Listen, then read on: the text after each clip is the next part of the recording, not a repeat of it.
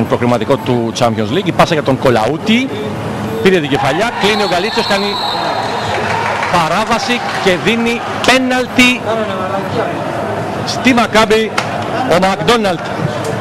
Χέρι του Γκαλίτσιου στο 16. Στόπ του Γκαλίτσιου με το χέρι, πήγε πρώτο στην μπάλα ο Κολαούτη.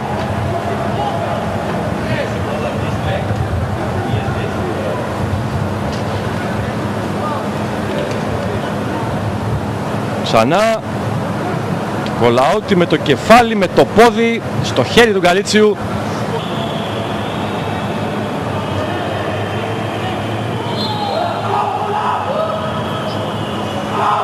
Εκτελεί ο Μεντούριανιν και ανοίγει το σκορ 0-1 στο 18. Διόγο, κίνηση του Μήτρογλου. Ζαϊρή, ωραίο σούτ, 1-1. Εκπληκτικό γκολ του Ζαϊρή στο 67, Ολυμπιακός σοφαρίζει. Ασύλληπτο βολέο από τον Ζαουά Ζαϊρή. 1-1. Μόνο έτσι θα έβγαιναν τα 4 γράμματα στο επιθετικό σταδέλεξο του Ολυμπιακού.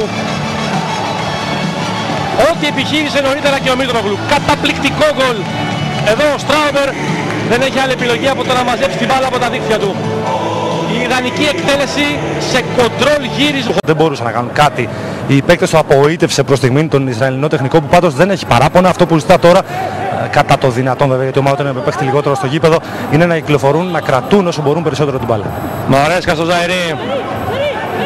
Ανέβηκε ο Χολέμπας, άργησε ο Ζιβ, η σέντρα περνάει από το Μήτρογλου, με τον 2-1.